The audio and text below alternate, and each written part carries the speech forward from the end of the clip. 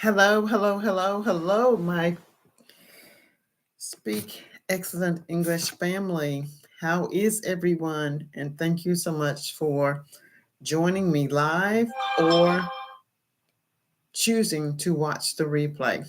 I'm Dr. Priscilla. I am a native English speaker and I live in the US. I was just looking at some other information, other channels on YouTube, and I heard this wonderful story that I hope that I can share with you in the correct order in which it was delivered. There was a man of long ago who really wanted to find happiness and understand the value, the level, the intensity, and how could he himself have a part of that. So I hope that you can tell me if you are able to hear me very well. Please let me know if you can hear my voice very well. So as the person was talking to, I guess it would be uh,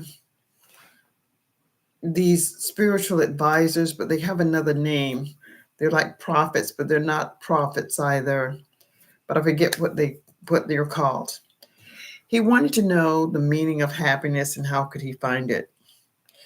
And let's call him a prophet because I can't think of what his name is or the type that it is. So he said, if you can go 12 years without speaking, and on the 12th year, the one thing that you can do is to speak 5 words. So the prophet showed the gentleman where his sleeping areas would be, his dining area, this, that, and the other. But he reminded him that he must not speak for 12 years. And if he was willing to undertake that, then he would be well on his way to learning the key to happiness. Year 1 went by and he spoke to no one. He said nothing. Year 2, year 3, year 4, 5, 6, 7, 8, he spoke to no one. 9, 10, and finally year 12. At the end of year 12, he was allowed to speak 5 words. And he said to the prophet, the beds are too hard. The prophet said to him, well done.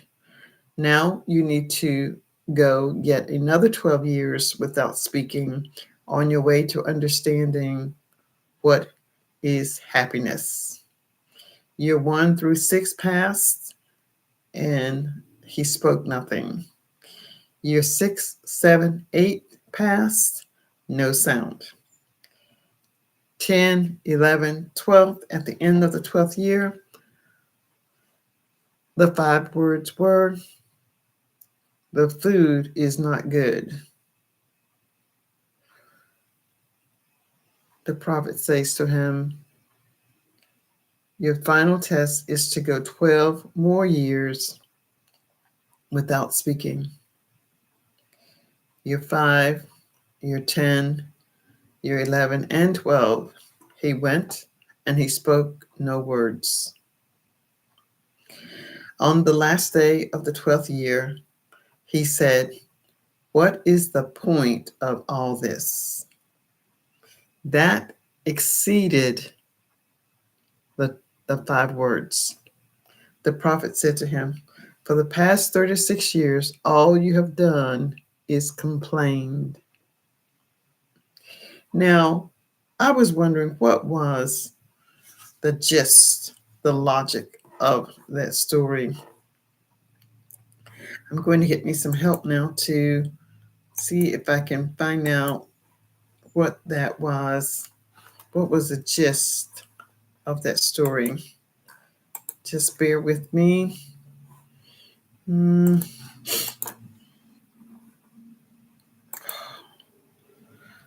I don't know. This is not right. This is not going to take me where I need to be. Okay, I think I'm there.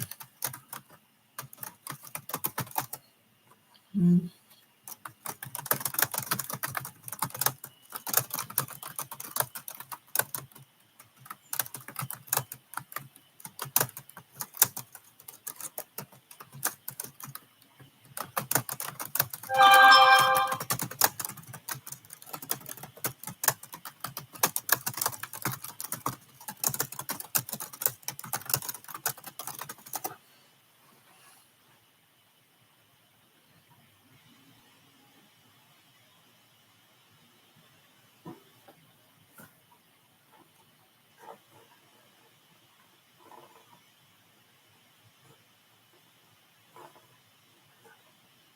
All right, so I found what I was looking for. Now I will read the story. The story begins with someone in search of meaning. Okay, give me the story. Yeah.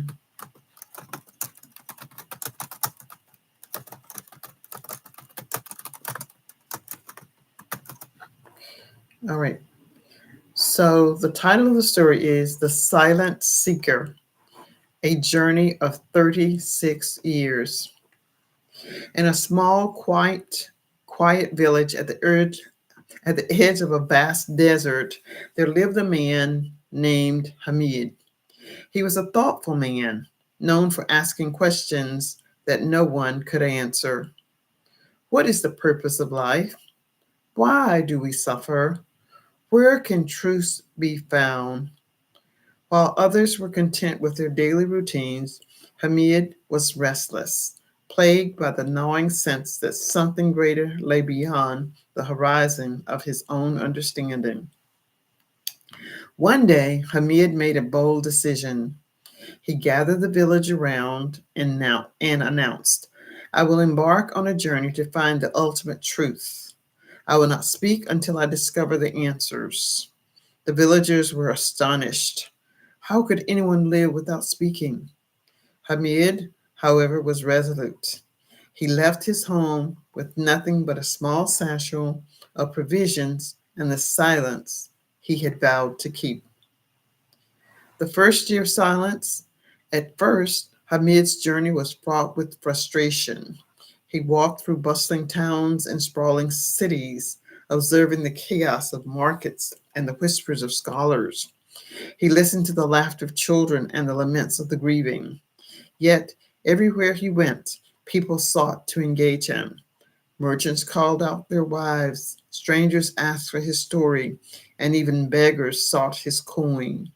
But Hamid answered no one. He gestured politely and moved on, holding steadfast to his vow. As the years passed, Hamid's silence began to yield unexpected insights. He discovered that when he did not speak, people revealed more about themselves. Without interrupting, he heard the truth behind their words, their fears, hopes, and insecurities. He realized how much of the world's noise was driven by misunderstanding and the desire to be heard. This realization, though profound, was not the ultimate truth he sought. The middle years, trials and growth. After a decade, Hamid found himself in the heart of the desert. The vast, endless dunes mirrored the emptiness he often felt inside. Food and water were scarce, and survival became a daily challenge. Yet, in his desolation, he began to notice the subtle rhythms of nature, the way the wind carved the dunes, the dance of stars across the night sky, and the resilience of desert creatures. All seemed to speak a language of their own. It was a language of existence without words, of being without need for explanation. Hamid learned to live in harmony with the desert. He listened to the whispers of the wind and the crunch of sand beneath his feet. He marveled at the simplicity of existence, yet he knew this was too not the answer he sought. The desert taught him patience and endurance, but his heart still 8 for the ultimate truth. The final years, reflection and realization. Years turned into decades. Hamid's hair grew gray and his steps slowed, but his resolve remained unbroken. By now, his reputation had spread far and wide. People spoke of the silent wanderer who traveled the earth in search of truth. Some called him a sage, while others dismissed him as a fool. Hamid paid no mind to their opinions. His silence had taught him that truth was not found in the judgments of others. In his 35th year of silence, Hamid found himself in a secluded monastery high in the mountains. The monks there lived simple lives, devoted to contemplation. Hamid stayed among them, observing their practices and learning from their quiet wisdom. One day, a monk approached him with a question written on a piece of parchment. What have you discovered in your years of silence? Hamid paused. It was the first time anyone had asked him this so directly. Though he could not respond in words, his heart stirred with understanding. The monk smiled knowingly and handed him another note. The truth you seek is already within you. That night, Hamid reflected on his journey. He thought of the people he had met, the struggles he had endured, and the beauty he had witnessed. He realized that every step of his path had been to answer one question. The search for truth was not about reaching a destination, but about the transformation that occurred along the way. Silence had allowed him to listen, not just to others, but to himself. The ultimate truth was that life is a journey of connection, understanding, and presence. On the morning of his 36th year, Hamid returned to his village. The people gathered around him, eager to hear what he had discovered. For the first time in over 3 decades, Hamid spoke. His voice was soft, but carried the weight of his experience. I have traveled far and wide, he began. I sought the truth in distant lands and through years of silence. What I found is that truth is not something you can hold in your hands or name with your tongue. It is in the love we share, the struggles we endure, and the moments we cherish. It is in the quiet understanding that life itself is enough. The villagers listened, some moved to tears. Hamid's journey had become a treatment to the power of introspection and perseverance. He had returned not as the restless seeker he once was, but as a man at peace with the world and himself. From that day forward, Hamid became a guide for others, not by giving them answers, but by encouraging them to embark on their own journeys. He spoke sparingly, knowing that true wisdom was often found in silence. Epilogue. Hamid's story spread far and wide, inspiring countless others to look within for the answers they sought. His 36 years of silence became a symbol of the transformation power of patience and perseverance. Though his voice was heard again, his silence spoke louder, reminding all who heard his tale that the journey to truth begins and ends within.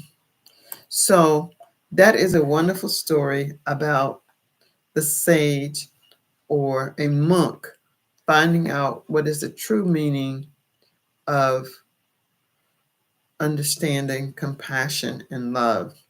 And all of those things are found within ourselves. So as you go along today, tomorrow, and the next day, and the next days that follow, remember that all that you seek is within yourself.